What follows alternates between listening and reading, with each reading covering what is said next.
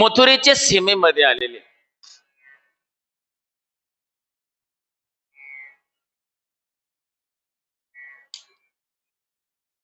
दुपार झालेली आहे आणि अशा वेळेला मनसुख आणि श्रीदामा भगवंताच्या जवळ आलेले आणि भगवंताला सांगितले, भगवंत प्रभू, तू आगासूर मारला, बकासूर मारला, पूतना मारली, परंतु एका गोष्टीला तू मारलं नाही. भगवंतानी सांगितलं काय मारायचं राहिलं? त्यांनी सांगितलं ही भूक आम्हाला सतवाय लागलेली, आणखीन आमच्या पाठीमाग लागलेली. सकाळी जेवलो रे जेवलो, पुन्हा संध्याकाळी भूक लागायच लागलेली, सगळ्यांच्या पाठीमाग लागलेली. मृत्यू माणसाला एक वेळेस येतो, परंतु ही भूक 3 टाइम सतवत राहते. आणि या खूप भूक लागली. भगवंताने सांगितलं चिंता करू नका, जवळच ब्राह्मण लोक यज्ञ करायला लागले, तुम्ही तिथे जा आणि माझं नाव सांगा. गोपाळ गेलेले, ब्राह्मण लोक यज्ञ करायला लागले. इदम इंद्राय इदम नमः स्वाहा, आहुती देऊ लागले. बाळगोपाळ आले, नमस्कार केला. जवळ बलराम दादा भगवान श्रीकृष्ण आलेले, त्यांना भूक लागलेली, थोडस अन्न पाहिजे, प्रार्थना केली. ब्राह्मणांनी सांगितलं बिलकुल मिळणार नाही.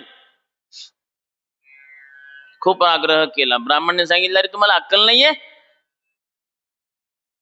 संकेत करायला लागले, दादा उठताही येत नाही यज्ञामधून. दिलं नाही, पळवून लावून. भगवंताकडे बाळगोपाळ आले, प्रभू काही मिळालं नाही, उपयोग झाला नाही. भगवंतांनी विचारलं कुठे गेला होता? ब्राह्मणाकडे. अरे ब्राह्मणाकडे नाही, ब्राह्मण पत्नीकडे जा. बाळगोपाळ पुनश्च गेले, ब्राह्मण पत्नीला निवेदन केलं. भगवंत आलेले, बलदाव आलेले, खूप भूक लागलेली आहे. ऐकल्याबरोबर भगवान श्रीकृष्णाचं नाव ऐकल्याबरोबर एवढा आनंद झाला ब्राह्मण पत्नीला. सजून धजून तर आलेल्या होत्या, पंचपक्वान्नाचं ताट तयारच होतं. एवढा आनंद आहे. आज भगवंत आलेलेत म्हणल्या बरोबर भगवंताच्या स्वागता करता ब्राह्मण पत्नी निघाल्या. ब्राह्मणाने खूप विरोध केला जाण्याचा, परंतु आता कोण रोखणार? भगवंत आलेला आहे तिथे आणि भगवंताच्या प्रेमामध्ये कोणाकडेच लक्ष गेलं नाही. ब्राह्मण पत्नीचं सरळ भगवंताकडे. रुष्ट झाले ब्राह्मण, परंतु पत्नी गोपाळाबरोबर आल्या. भगवंताचं पूजन केलं, भगवंताला जेवू घातलं. बाळ गोपाळ यथेष्ट जेवले. एवढा आनंद झाला भगवंताला. परंतु ब्राह्मण पत्नीनं सांगितलं, प्रभू आता आम्ही तुमच्या बरोबरच राहणार, आता आम्ही वापस जाऊ शकत नाही.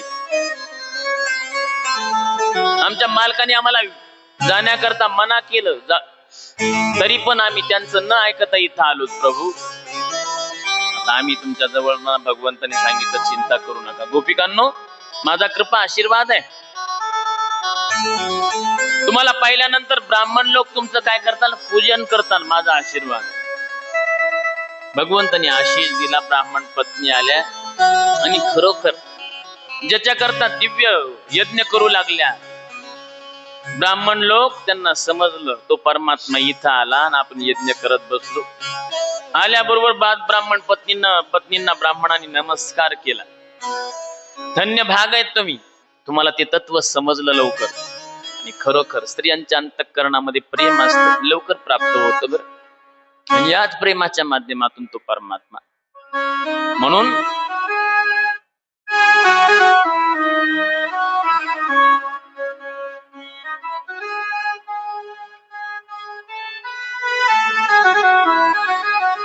ब्राह्मण पत्नीकून आज भगवंत जेवले, यथेष्ट रूपाने जेवले. आजही योग आला आणि आप्पाच्या घरामध्ये जेवण्याचा योग आला. एवढा सुंदर स्वयंपाक केला आपण. या हा पवित्र ते अन्न हरी चिंतनी भोजन असा योग आला. यथेष्ट जेवलो आज. तृप्ती याच्यामुळे वाटली आज खूप. आणि आता आली दिवाळी. दिवाळीच्या टायमावरती यशोदा मैया अनेक पक्वान्न करायला लागलेली. भगवंतानी विचारलं, मैया एवढी पक्वान्न बनवायला लागली, मला खूप भूक लागली. यशोदेने सांगितलं, अरे तुला असं देता येणार नाही. भगवंत नंद बाबाकडे आलेत. नंद बाबाला विचारलं, बाबा एवढे मोठे पक्वान्न बनवायला लागली यशोमती मैया, मला द्यायला सुद्धा तयार नाही, कशा करता? नंद बाबांनी सांगितलं, अरे कन्हैया, पर्जन्यो भगवान इंद्रो मेघास्तस्यात्ममूर्तयः. अरे पाऊस पाडणारी देवता इंद्र आहे आणि इंद्राची आपल्याला पूजा करावी लागते दरवर्षी. याही वर्षी आपण पूजा करणार आहेत. तर इंद्राची पूजा केली की इंद्र आपल्यावरती संतुष्ट होतो, पाऊस पडतो. पाऊस पडले की नवीन नवीन घास उगवते आणि आपल्या गायी ती घास खातात आणि गायी आपल्याला दूध देतात. त्याच्यावरती आपलं पोट चालतं. आणि या इंद्राची पूजा करणार आहोत आपण. भगवंतांनी सांगितलं, बाबा जर इंद्राची पूजा या वर्षी नाही केली तर मग इंद्र पाऊस पाडणार नाही. नंद बाबांनी सांगितलं, अरे कन्हैया काय विचित्र बोलत राहतो तू. भगवंतांनी सांगितलं, बाबा कोणता देव आपल्याला काही देत नसतो, आपलं कर्मच आपल्याला देत राहत. कर्मणा जायते जंतु कर्मण्येव विलीयते सुखम दुःखम भयम क्षेमम कर्मण्येवाभिपद्यते. कर्मापासूनच जसं आपलं कर्म असेल बाबा ते मिळत राहत. म्हणून कर्म चांगलं कसावं करावं, जास्त देवावरती अपेक्षा करू नये माणसाने. आपलं कर्म चांगलं असेल, भाग्य चांगलं असेल. ज्ञानेश्वर महाराज म्हणतात, भाग्याचे नि भडसे उद्यमाचे नि मिसे समृद्धी जाता पैसे घर दिगे. भाग्य चांगलं असेल, थोडासा प्रयत्न असेल तर मिळून जातो. परंतु नंद बाबांनी सांगितलं, अरे ही परंपरा आहे आपली, पूर्वजांची रीती आलेली आजपर्यंत. इंद्र आपल्यावरती रिष्ट होईल. बाबा तुम्ही चिंता करू नका. मला तर वाटतं एवढा मोठा गोवर्धन आपल्या गाईला घास द्यायला लागलाय, वेगवेगळे झरणे, त्या झरण्याचं पाणी प्यायला लागलेल्या गाई. म्हणून बाबा या गोवर्धनाची पूजा करायला पाहिजे. तो भरपूर द्यायला लागलेला आपल्याला, त्याचे उपकार आहेत आपल्यावर. नंद बाबा भगवंताच्या गोष्टीमध्ये आले आणि जिथं यज्ञ करायचं सोडून सगळे ब्रजवासी लोक गोवर्धनाकडे निघाले. गाडी बैल जुंपले, जेवढे पक्वान्न बनवले होते ते गोवर्धनाकडे घेऊन गेले आणि गोवर्धनाची पूजा करू लागली. भगवंत पुजारी बनले आणि नंद बाबाकडून पूजा करून घेऊ लागली. बाबा करा सुरू पूजा. आणि पूजा आरंभ झाली. गोपाळवासी लोकांनी सांगितलं, कन्हैया पूजा कशी करायची? भगवंतांनी सांगितलं, माझ्या देवताच्या अंगावरती अगोदर पाणी टाका. गोपाळांनी सांगितलं, कन्हैया यमुना एवढी लांब 21 किलोमीटर, इतक्या लांबून पाणी कसं आणायचं? भगवंतांनी गंगेचं स्मरण केलं आणि मानसी गंगा प्रगट झाली. बोल गंगा मैया की जय. सगळ्या लोकांनी गाडगे भरले, गोवर्धनावरती टाकले. भगवंत संतुष्ट. भगवंतांनी सांगितलं, बस झालं. हळद कुंकू वाहिली, पुढची पूजा. दुग्ध अभिषेक केला गोवर्धनाचा, नदी अभिषेक, मधु अभिषेक, वेगवेगळे पंचगव्याच्या माध्यमातून पूजा केली गेली. आणि नंदबाबांनी सांगितलं, कन्हैया पूजेमध्ये काही कसर राहायला नको, काही कमी पडायला नको. भगवंतांनी सांगितलं, बाबा सगळेजण तुम्ही काय करा, डोळे झाका. सगळ्या गोकुळवासी लोकांनी डोळे झाकले. भगवंतांनी एक रूप बालक रूपामध्ये ठेवलं आणि दुसरं रूप गोवर्धनावरती जाऊन धारण केलं. मोठेची मोठे भगवंत दिसू लागले. आणि भगवंतांनी सांगितलं, बाबा डोळे उघडा. सगळ्या लोकांनी डोळे उघडले तर गोवर्धनाकडे पाहिलं तर भगवंतासारखंच रूप दिसू लागलं. नंद बाबांनी सांगितलं, वारे कन्हैया, आजपर्यंत इंद्राची पूजा केली पण ते इंद्राने कधी तोंड सुद्धा दाखवलं नाही. परंतु तुझा देवता खरोखर धन्य आहे कन्हैया. थोडीशी पूजा केली तुझ्या देवतांनी तर दर्शनच दिलं बाबा. यशोदेने विचारलं, कन्हैया एक गोष्ट सांग बरं मला. जसा तू दिसायला लागला तसा तुझा देवता दिसायला लागला. तुमच्या दोघांचा रंगरूप सारखाच आहे. भगवंतांनी सांगितलं, मैया मी रोज गाई चारण्याकरता गोवर्धनाकडे येतो. बर. आणि ज्या गाईचं दूध मी पितो त्याच गाईचं दूध माझा देवता सुद्धा पितो. म्हणून आमची दोघांचा चेहरा दिसायला सारखाच आहे. वा कन्हैया. आणि भगवंतांनी सांगितलं, जेवढा भोग आणलाय तुम्ही आमच्या देवाला द्या. सगळ्यांनी वस्त्र काढले आणि सगळे पातेले, सगळ्या कढया भरलेल्या लाडू करंजाच्या सगळ्या मुखामध्ये जाऊ लागल्या भगवंताच्या. 56 प्रकारचा भोग बनवून आणला होता गोपाळवासी लोकांनी आणि भगवंतांनी सगळा भक्षण करून टाकलं. मधुमंगलने हात जोडले, अरे कन्हैया तुझा देवता किती दिवसाचा उपवासी आहे, आम्हाला काही प्रसाद वगैरे ठेवतो का नाही? भगवंतानी सांगितलं चिंता करू नका. भगवंतानी सगळ्याला आशीर्वाद दिला. नंदबाबांनी सांगितलं कन्हैया पूजा चांगली झाली पाहिजे. आता पूजेमध्ये बाकी काय? भगवंतानी सांगितलं जोपर्यंत गोवर्धनाची प्रदक्षिणा होत नाही तोपर्यंत गोवर्धन प्रसन्न होत नाही. सगळ्यांनी प्रदक्षिणा केली आणि आपल्या घरामध्ये आले. इकडे इंद्र दरबारामध्ये नृत्य चालू होतं आणि इंद्राचे दूत पळत पळत आले आणि इंद्रदेवाला सांगितलं महाराज जय हो महाराज. काय झालं? मृत्यू लोकामध्ये दरवर्षी तुमची जी पूजा होत होती ती पूजा बंद झाली. कोणी बंद केली? नंदबाबाच्या मुलांनी बंद केली सगळी पूजा महाराज. कृष्णाने बंद केली. कृष्ण ऐकल्याबरोबर इंद्र बळू लागला. अरे त्या लहान बालकाच्या गोष्टीमध्ये येऊन सगळ्यांनी माझी पूजा बंद केली. आता त्यांची काही खैर नाही, त्यांना मी सोडणार नाही. राग आला इंद्राला, भयंकर राग आला आणि प्रलय काळामध्ये ज्या मेघाला आदेश दिला जातो त्या मेघांना साखळ दंडामधून मुक्त केलं. संवर्तक नावाचे मेघ त्या मेघांना मुक्त केलं आणि मेघ निघाले पाऊस पाडण्याकरता. पाहता पाहता एवढी मोठी हवा चालू लागली गोकुळामध्ये, भयंकर हवा चालली, वादळ निर्माण झालं, मेघ आले आणि आकाश अंधकारमय होऊन गेलं. विजा चमकू लागल्या, गर्जना करू लागले मेघ आणि मुसळधार पाऊस सुरू झाला. भयंकर पाऊस. एवढा पाऊस सुरू झाला का समोरचा माणूस सुद्धा दिसायला तयार नाही. पाहता पाहता गुडघ्या इतकं पाणी एका क्षणाक्षणामध्ये होऊ लागलं. सगळे लोक घाबरले. आता मात्र आपलं काही खरं नाही. गोपाळवासी लोक म्हणू लागले इंद्र आपल्यावरती कोपलाय. सगळे लोक नंदबाबाच्या राजवाड्यामध्ये आले. नंदबाबा आमची रक्षा करा, आमची रक्षा करा. नंदबाबाला सुद्धा काही सुधारणा झाले. नंदबाबा भगवंताकडे कन्हैयाला सांगितलं कन्हैया काय करायचं? इंद्र आपल्यावरती कोपलाय. आता गोकुळाची काही खैर नाही. आता तो आपली सगळी सृष्टी नष्ट करू पाहतो. भगवंतानी सांगितलं बाबा चिंता करू नका. ज्या गोवर्धनाची आपण पूजा केली त्या गोवर्धनाकडे जायला पाहिजे. सगळ्यांनी आपल्या गाड्या जुंपल्या. वासर धान्य थोडस गाडीमध्ये घेतलं. सगळ्या म्हाताऱ्या लोकांना गाडीमध्ये ठेवलं. सगळी व्यवस्था केली भगवंतानी आणि सगळ्या गाड्या वृंदावन मधून गोवर्धनाकडे निघाल्या. गोधन गोपाळांचं धन सगळं घेऊन निघाले. सगळे लोक गोवर्धनाच्या तलहटीमध्ये आले. हाताला हात धरून गळ्यात पाणी वाहायला लागलेले मुसळधार पाऊस आहे. या पावसामधून मार्ग काढत तिथपर्यंत आले.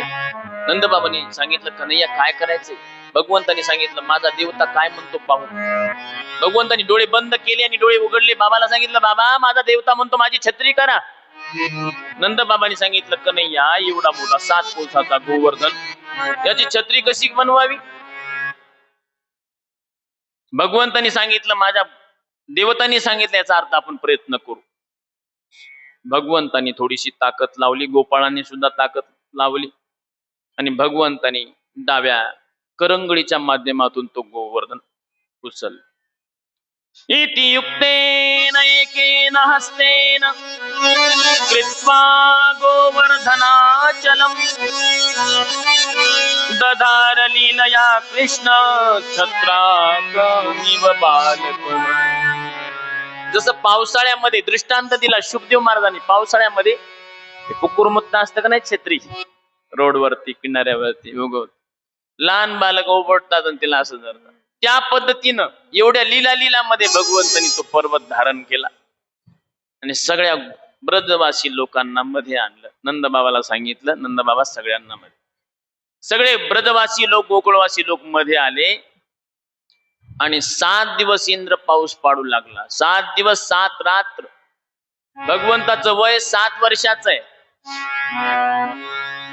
आणि 7 कोसाचा गोवर्धन भगवंतानी धारण केला आणि 7 दिवसामध्ये भगवंतानी अशी बासुरी वाजवली की 7 दिवस कसे निघून गेले कळालंच नाही. आपली रूप माधुरी भगवंताची पान करता करता विसरून गेले. सगळे लोक तहानही लागना आणि भूकही लागना अशी अवस्था गोपाळांची.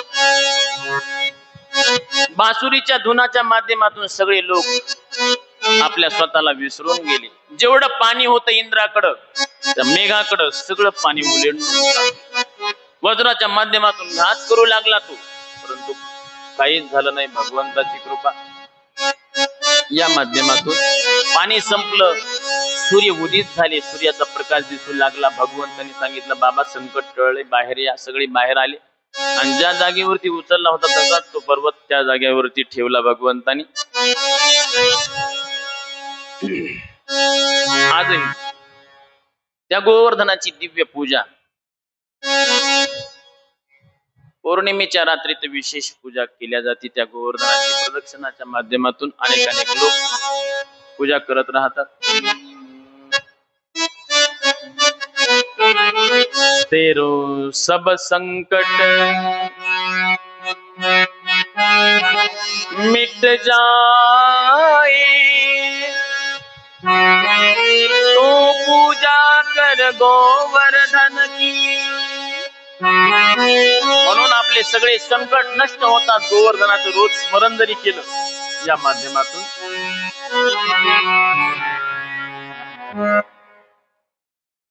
ज्या गोपिकांनी भगवंता करता व्रत केलं होतं त्या गोपी करता भगवंतांनी आज बासुरी वाजवली. संध्याची काळची वेळ आहे आणि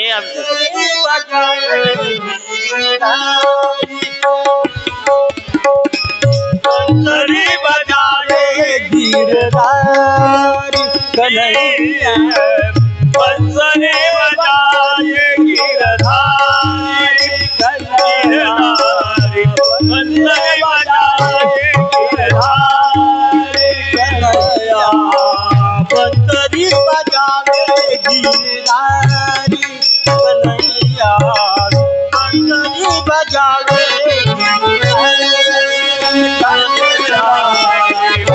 बंसरी बजाए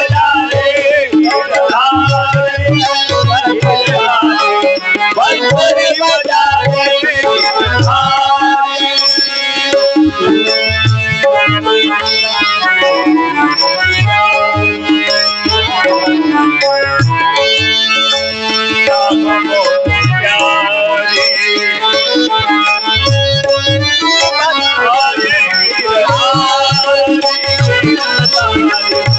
बंसरी बजाए गिरधारी कन्हैया, बंसरी बजाए गिरधारी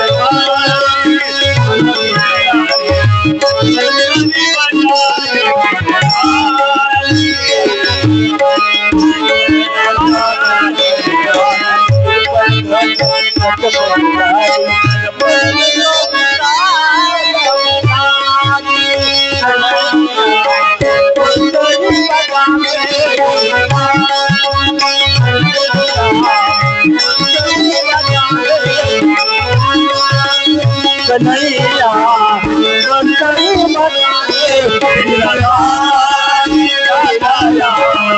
बंसरी बजाए गिरधारी कन्हैया, बंसरी बजाए गिरधारी.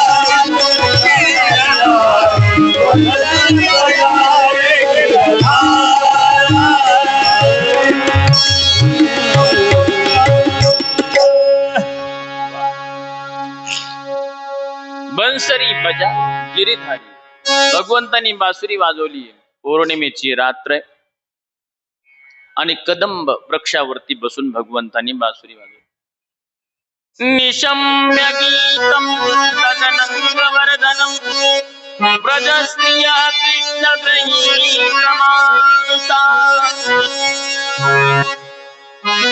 जगौ कलम वाम दृशा मनोहरम. मनाचं हरण करणारी अशी बासुरी गोपिकांच्या कानावरती आली. गोपिका वेगवेगळं काम करायला लागलेले संध्याकाळच्या वेळेला. दुहंत्यो अभययो काश्चित दोहम हित्वा समुत्सका. काही गोपिका गायीची धार काढू लागल्या म्हणे आणि गायीची धार काढता काढता बासुरीचा तान गोपिकांच्या कानावरती आला. बासुरीचा तान गोपिकांच्या कानावरती आल्याबरोबर गोपिका विसरल्या भान आणि घर सोडून धरले रान, अशी गोपिकांची अवस्था. एक गोपी साडी परिधान करू लागली संध्या वेळेला. मिऱ्या खोल्या गेलेल्या, पदर घ्यायचा तर इतक्यामध्ये बासुरीचा नाद कानावरती आलेल्या, पदर घ्यायचा विसरली तशीच गोपी निघाली भगवंताकडे. एक गोपी चेहरा साफ करू लागली, एका डोळ्यामध्ये काजळ फासलेले, पावडर लावलेले, दुसऱ्या डोळ्यामध्ये काजळ लावणार, इतक्यामध्ये बासुरीचा तान कानावरती आले, तशीच गोपिका निघाली. एक गोपी आपल्या मालकाला जेवण वाढू लागली, परिवेशंत वाढता वाढता बासुरीचा तान कानावरती आला, गोपिका तशीच निघाली.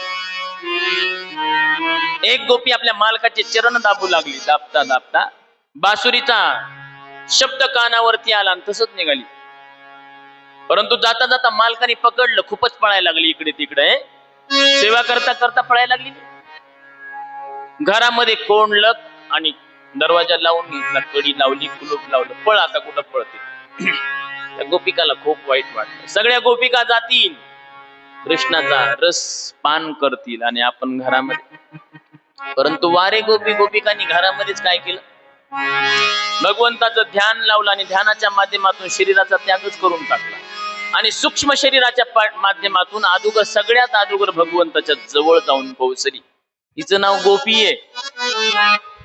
गोपिका साधी का? गवळण म्हणणं सोपं येईल आपल्याला स्वर असेल तर, परंतु गोपी काय होती, जावे त्याच्या वंशात तेव्हा कळे. साधारण नव्हतं हे गोपिकांचं चरित्र. आणि भगवंताच्या चरणात जवळ आल्या सगळ्या गोपिका, भगवंतांनी स्वागत केलं. स्वागतम वो महाभागा प्रियम किम करवाणि वा.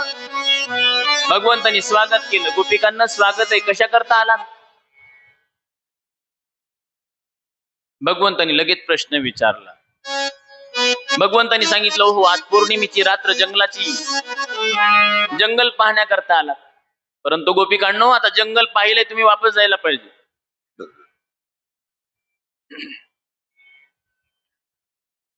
गोपिकांनो, आपले मालक कसे असू द्या, पती कसाही असू द्या, पतीचा त्याग करू नये. तुम्ही घरी वापस जायला पाहिजे. हो, मला असं वाटायला की माझ्याकरता तुम्ही इथे आलात जंगलामध्ये, परंतु माझं ध्यान तर घरी केल्याबरोबर सुद्धा मी प्राप्त होतो. घरी माझं कीर्तन करा, मी तिथं तुम्हाला हजर आहे. गोपिकांनो, वापस जा. भगवंत वापस जा म्हणून लागले. गोपिकांना वाटलं आपण जर बोललो नाही तर हा बाबा बोलतच राहणार, म्हणून गोपिका बोलल्या. मैवं विभोरति भवान गदितुं न संशन संत्यज्य सर्व विषयांस्तव पादमूला. गोपिका म्हणू लागल्या, प्रभू तुम्ही असं बोलू नका. अगोदर बासुरी वाजून तुम्ही आम्हाला बोलवलं आणि आता वापस पाठवायला लागला. आता आम्ही कसं जाणार? प्रभू आम्ही तुमच्याकडे आलोत, तर कसं आलोत माहिती तुम्हाला? भगवंताने विचारलं, कसं आलात? संत्यज्य सर्व विषयांस्तव पाद मूला. आम्ही सगळ्या विषयांचा त्याग करून तुमच्या चरणाकडे आलो. आता आमच्या मनामध्ये कोणत्या विषयाची अभिलिप्सा बिलकुल नाहीये. प्रभू आम्ही सासऱ्यांचा त्याग केला, सासूचा, पतीचा, एवढंच नाही, स्तनपान करणाऱ्या बालकांचा आम्ही त्याग केला. मला सांगा ना, कोणती आई आहे एवढा मोठा त्याग? आता कोणत्या विषयावरती आमचं मन जायलाच तयार नाही. आमचं मन फक्त तुमच्या जवळ, प्रभू चरणाजवळ. आणि तुम्ही म्हणाला जा जा, जरी आम्ही गेलो घरामध्ये, प्रभू आमचं मन तुमच्या जवळ आहे, घरामध्ये जाऊन काय करणार आहेत मला सांगा. मग आम्ही कसं होऊ प्रभू? एक मूर्ती रूपामध्ये घरामध्ये राहू शकतो, बाकी काही नाहीये. मन तर तुमच्याकडे. प्रभू आम्ही तिथपर्यंत जाऊ. आणि तुम्ही म्हणायला लागलात ना, पतीचा त्याग करू नका, पतीचा त्याग करू नका. प्रभू परंतु आम्हाला सांगा, तुमच्यासारखी पती आता प्राप्त झालेली, आणि अविनाशी पती प्राप्त झाल्यानंतर मग विनाशी पतीच्या पाठीमाग काय लागावं? ऐसे पति को कोवरे जो उपजे और मर जाए, वरवरियो गोपाल जो मरो चुड़लो अमर हो जाए. प्रभू अशा पतीला काय प्राप्त करावं जो उत्पन्न व्हायला लागला आणि मरायला लागलेला आहे? त्याच्यापेक्षा तुम्ही अविनाशी प्राप्त झालेला आहे. आणि अविनाशी बद्दल आम्ही संबंध ठेवला, आमचं जीवपणा नष्ट होईल, शुद्धशीला अमर होऊन जातो प्रभू. दिव्य चर्चा ऐकली भगवंतांनी गोपिकांची. गोपिकांना विचारलं काय पाहिजे. गोपिकांनी सांगितलं प्रभू आम्हाला तुमच्या बरोबर रास करायचा. आणि भगवंतांनी रास आरंभ केला. रास करता करता गोपिकांना काहीला मान झाला, काहीला अभिमान झाला. एवढा वेळ नाहीये आपल्याकडे. भगवंत अंतर्धान झाले आणि भगवंताचा विरह गोपिकांना झाला. आता आता प्रगट झाले आणि लगेच अंतर्धानही झाले. आणि यमुनेच्या किनाऱ्यावरती येऊन गोपिकांनी एक गीत गायलं. त्या गीताचं नाव आहे गोपी गीत.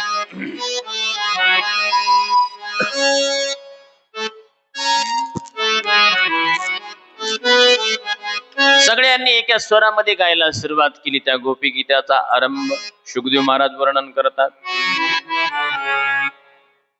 जयति तेऽधिकं जन्मना प्रजा श्रयत इंदिरा स्रश्वतत्रहि दयित दृश्यता दीक्षुतावका स्वैधृता सव स्वामी चिन्वते शरदुदाशये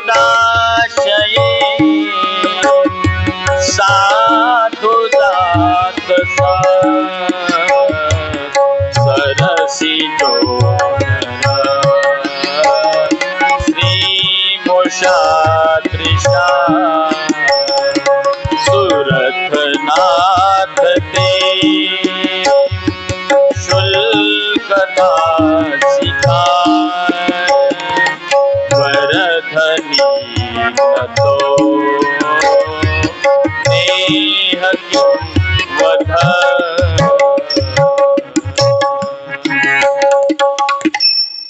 गोपिका म्हणायला लागल्यात प्रभू जयती ते धिकम, तुमच्या जन्मनापासून या वृंदावनाची जय जयकार व्हायला लागली. अगोदरही जय जयकार होती, परंतु तुमच्या जन्मापासून अधिकम जयती. का इथं इंदिरा नाम लक्ष्मी निरंतर वास करायला लागलेली. हे प्रभू दयित दृश्यता, हे दयाळू परमात्मा तुम्ही दयाळू आहेत. तुम्ही भक्तांचा स्वीकार करत राहता म्हणून दृश्यता आमच्या डोळ्याचा विषय म्हणा प्रभू. प्रार्थना करायला लागल्यात गोपिका. प्रभू आम्ही तुमची सेवा करायला लागलो. आम्ही तुमच्या विनामोलाच्या दासी आहेत. तुमच्या सेवेसमोर आमचं कोणतंच मोल नाहीये.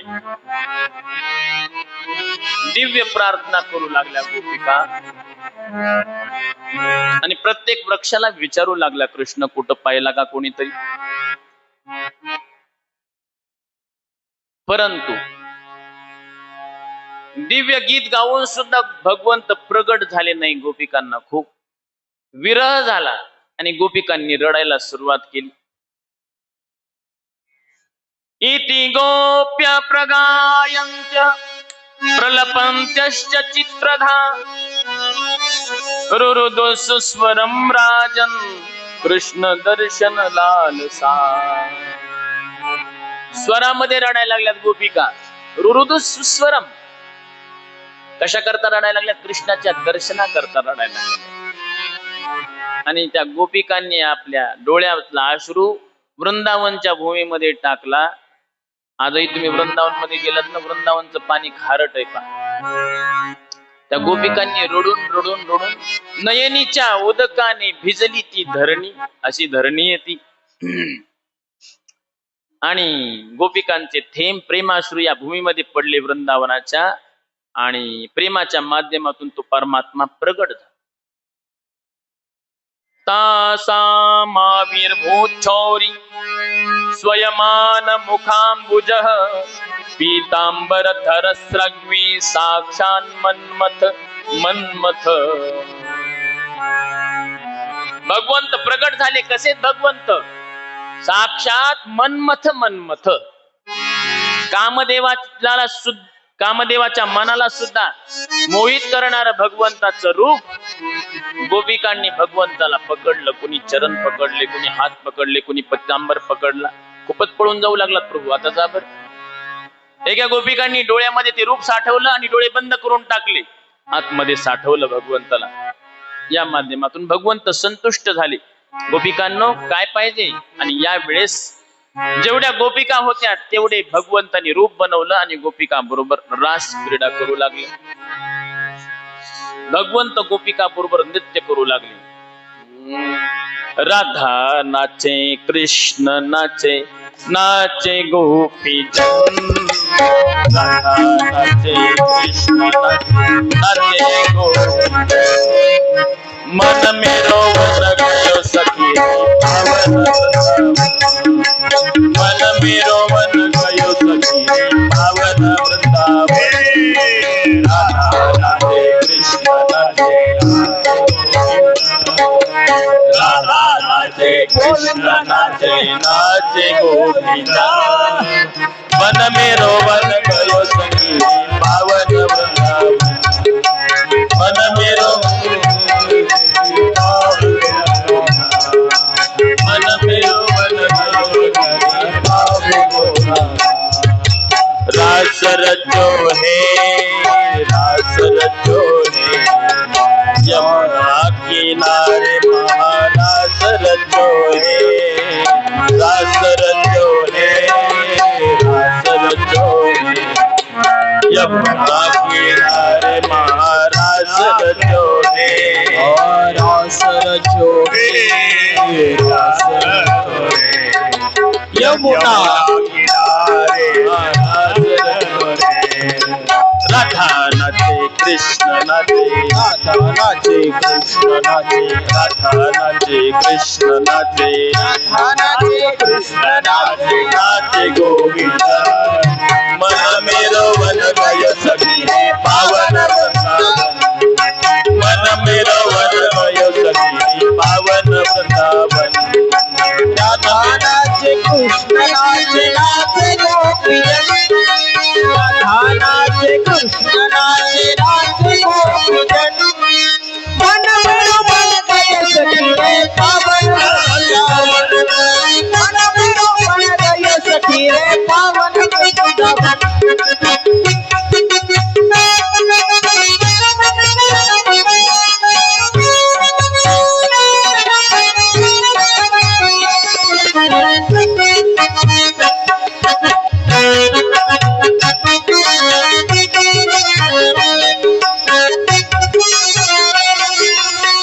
चला बाई वृंदावनी, चला बाई वृंदावनी. रस क्रीडा पाहू, रस क्रीडा पाहू. नंदाचा बाळ्याने केला नवला. नंदाचा बाळ्याने केला नवला.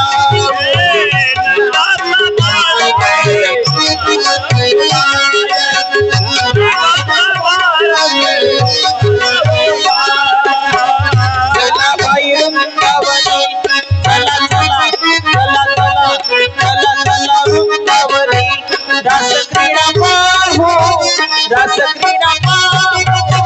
नंदाच्या बाळेने केला नवला.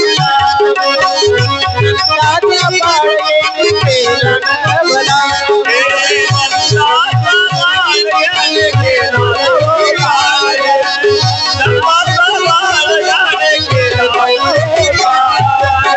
राधा नाचे, कृष्ण नाचे, नाचे गोपीजन.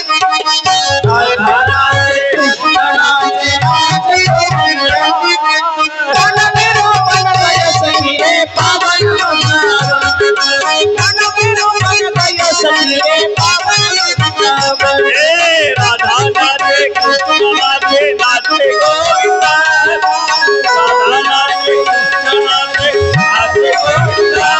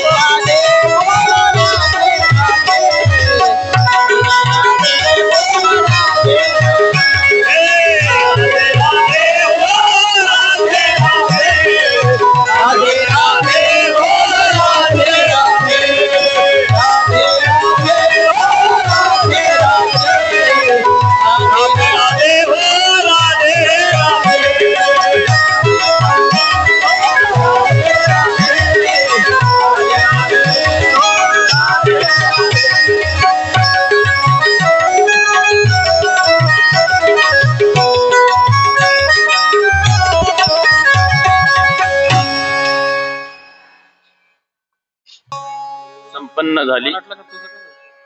कंसाने अरिष्टासुराला पाठवलं आणि नारदजी कंसाला भेटले आणि कंसाला सांगितलं, अरे कंस, एवढे तू राक्षस पाठवायला लागलात परंतु तुझा शत्रू मरायला तयार नाही, तुझी सगळी शक्ती नष्ट होत चाललेली. कंसाने हात जोडले. नारदजीला विचारलं, कराव काय महाराज, माझा शत्रू मरायला तयार नाही. नारदजीने सांगितलं, अरे तू असा मरणार नाही आणि असं करून तू आपली शक्ती नष्ट करू नकोस. मग तू काय कर,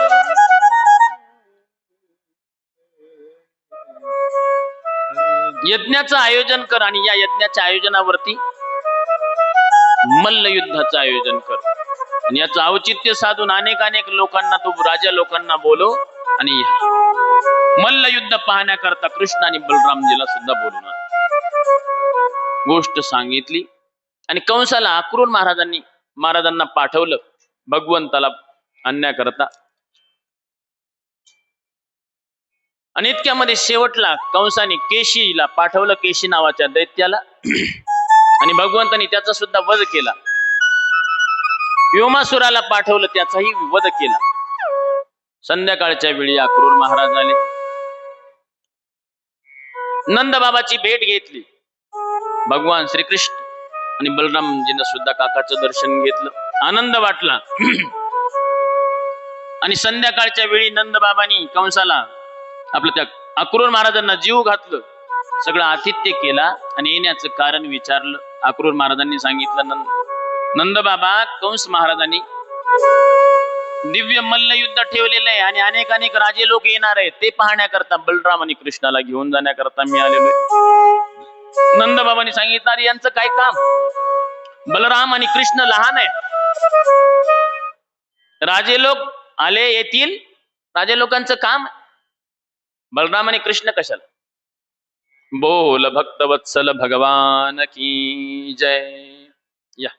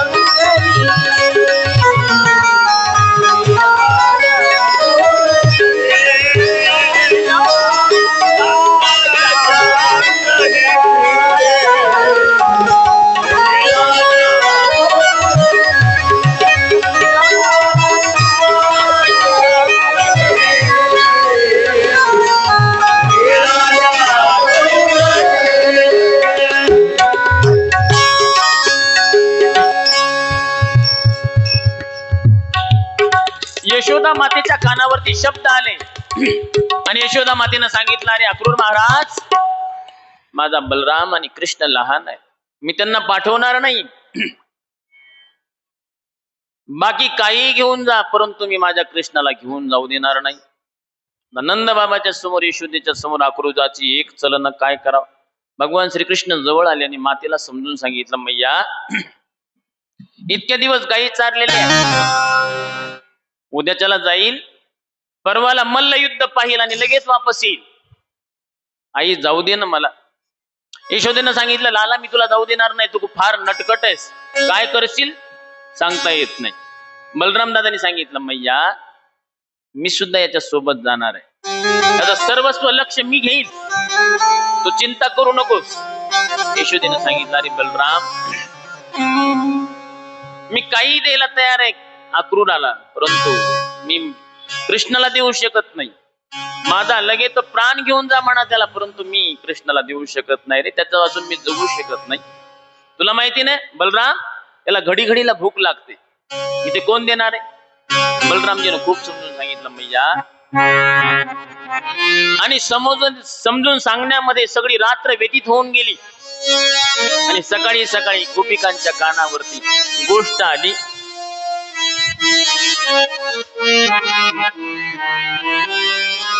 एकदम वाऱ्यासारखी गोष्ट सगळ्यांच्या कानावरती आली. करणे करणे जपंजना. या कानावरून त्या कानावरती जाण्याकरता वेळ लागली नाही, अशी अवस्था. कृष्ण जाणार सगळ्यामध्ये वातावरण बदललं. सगळ्या गोपिका विधाताला ब्रह्माला कोसू लागल्या. आहो विधातस तव न क्वचितया संयोज्य मैत्र्या प्रणयेन देहिना. अरे विधाता ब्रह्मा, तुला बिलकुल दया नाहीये. तू काय करायला लागला? संयोग करायला लागला आणि मनात आलं की वियोगही करायला लागलेला आहे. आमच्या बरोबर तर तू हाच खेळ खेळलास. लहान मुलं खेळ खेळत राहतात का? घर बनवतात, वेगवेगळे खेळ खेळतात. आता मनामध्ये आलं की घर मोडूनही टाकतात. विधाता ब्रह्मा, तू आमच्या बरोबर हेच खेळ.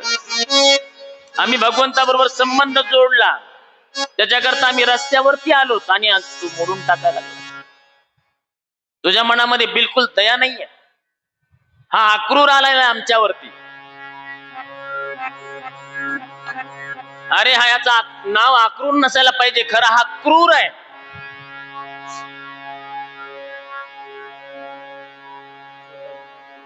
अक्रूरा चांडाळा तुझ कोणी धाडिला, का घात करू वालासी वधिसी सकळा. क्रूर तुझे नाम तैसीच करणी,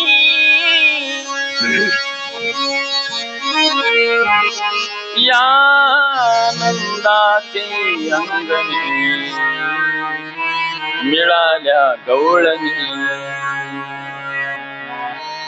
खरोखर अक्रूरा, तुझं नाव क्रूर पाहिजे होतं. तू खरा क्रूर आहेस. नको नको ते दोष देऊ लागल्या गोपिका. त्या विधाता ब्रह्माला कोसू लागल्या. आणि सकाळी सकाळी बरबस भगवंतानी यशोदेला समजवण्याचा प्रयत्न केला. नंद बाबांनी सांगितलं, अगं यशोदे, मी सुद्धा याच्या बरोबर जाणार आहे, तू चिंता करू नकोस. आणि यशोदा मैया मौन झाली, मौन स्वीकृती देऊन टाकली. सकाळी सकाळी लवकर स्नान आदी वंदन केलं अक्रूर महाराजांनी आणि रथ जुंपला. भगवंत सुद्धा तयार झाले, बलरामजी तयार झाले बसण्याकरता. आणि रथ निघाला. रथ निघाला न निघाला इतक्यामध्ये यशोमती मैया लोण्याची टोकरी घेऊन, वाटी घेऊन बाहेर आली आणि रथाच्या पाठीमाग लागली. अरे कन्हैया थांब, कन्हैया थोडस थांब. आईचा आवाज कानावरती आला आणि भगवंतानी अक्रूर काकाला सांगितलं, काका थोडस थांब, आई यायला लागलेली आहे. भगवंत रथामधून उतरले, बलरामजी उतरले. आई यशोदा मातेनं भगवंताला आलिंगन दिलं. कन्हैया तू चाललास, मला असं वाटायला लागली तू पुन्हा परत येणार नाही. अगं आई, असं काय बोलायला लागली तू? 2 दिवसाची गोष्ट आहे, परवाला मी वापस येईल. बलरामजीकडे लोण्याचा कटोरा दिला तो. अरे बलराम, त्याच्यामध्ये शिदोरी आहे, ज्या वेळेस लालाला भूक लागेल त्यावेळेस तू याची रक्षा कर. यशोदा मैयाला सांत्वना दिली आणि पुन्हा परत रथामध्ये भगवंत चढले. लगेच अक्रूर काकाला संदेश दिला, अक्रूर काका लवकर चला, नाही तर गडबडी होऊन जाईल. अक्रूर काकाने असा रथ पळवला, वायूच्या वेगामध्ये रथ पळवला गेला आणि रथ दिशेनसा झाला. ज्या दिशेनं रथ गेला यशोदमती मैया त्या दिशेला पाहत राहायला लागली. आणि पुढे गेलं की आणखीन रथ थांबल्या गेला. भगवंतांनी विचारलं, काका काय झालं? अक्रूर काकाने सांगितलं, पुढे पहा. भगवंतांनी पुढे पाहिलं तर हजारो गोपिका, त्यांनी रस्ता रोको केला. भगवंत रथाच्या खाली उतरले, गोपिकांना समजून सांगितलं. गोपिकांना काय करायला लागला? गोपिकांनी सांगितलं, प्रभू तुमच्या करता आम्ही सगळं सोडून दिलं, तुम्ही चाललात, आता कुणाकडे पाहून आम्ही जगावं? आमचा कोणी स्वीकार करणार नाही. आता भगवंतांनी सांगितलं, गोपिकांनो मी चाललो, पुन्हा परत येणार आहे. अगं आज जाणार, उद्या त्याला मल्ल युद्ध पाहणार, कुस्ती पाहणार, तर मला वापस येणार. आणि प्रेम असं करावं गोपिकांनो. प्रेमाची व्याख्या काय आहे? तत् सुखी सुखित्वम. आपल्या प्रियतमाच्या सुखामध्ये सुख मानणं याला प्रेम म्हणतात. मला वाटायला लागले 2 दिवस मथुरा नगरी पहावी. माझं त्याच्यामध्ये सुख आहे आणि तुमचं सुख कशामध्ये पाहिजे? मला जे आवडतं त्याच्यामध्ये तुमचं सुख हवं. याला म्हणतात प्रेम. प्रेमाच्या माध्यमातून अधिकार कमवू नये माणसाने. आपल्या मालकाला जसं वाटायला लागले ना तसं करू द्यावं. गोपिकांनो, मी वाईट करणं झालो. माझी इच्छा आहे मथुरा नगरी पाहण्याची. लगेच वापस येणार. गोपिकांचा नाविलाज झाला आणि सगळ्या गोपिकाच्या झुंडामधून राधाराणी समोर आली. राधेच्या डोळ्यामधून प्रेमाश्रू वाहू लागले. भगवंताने राधेकडे पाहिलं. हिम्मत होईना भगवंताची राधेच्या चेहऱ्याकडे पाहण्याची. भगवंताने राधेच्या चरणाकडे पाहिलं. भगवंताने हात जोडले. आपला मोर मुकुट काढला, राधेच्या हातावरती ठेवला. आपली घोंगडी काढली, राधेच्या हातामध्ये दिली. आपली बासुरी जी रात्रंदिवस भगवंताच्या सोबत आहे, राधेच्या हातामध्ये दिली. राधेला भगवंत सांगायला लागले, राधे ही बासुरी वाजली केवळ वृंदावन मध्ये वाजली, आता मथुरेमध्ये बासुरी वाजणार नाहीये. भगवंत राधेला सांगायला लागले, राधे मी येईल न येईल काही सांगता येत नाही. ज्या ज्या वेळेस माझी आठवण येईल त्यावेळेस या गोष्टीचा सहारा घ्यायचा, तुम्ही जगायचं. राधेला दुःख अनावर झालं, अश्रू वाहू लागली. भगवंताने हात जोडले, राधे तू जर अश्रुपात केले तर एक एक अश्रूचा थेंब माझ्या करता एक मोठा पहाड बनायला लागलेला आहे समोर. मला जाता येणार नाही तू जर असं केलं तर. राधेनं आपले अश्रू, प्रेमाश्रू रोखले. प्रभूला वचन दिलं, प्रभू इथून पुढे कधी या डोळ्यामधून अश्रू वाहणार नाही, तुम्ही तुमचं काम करा. भगवंताच्या चरणाची धुळी घेतली राधेनं, आपल्या माथ्यावरती टाकली. सगळ्या गोपिकांनी वंदन केलं भगवंताच्या. रथी चढले, रथी चढले वनमाळी,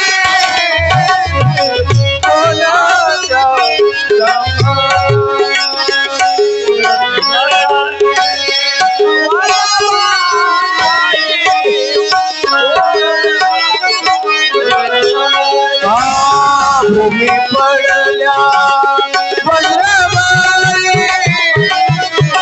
आकाश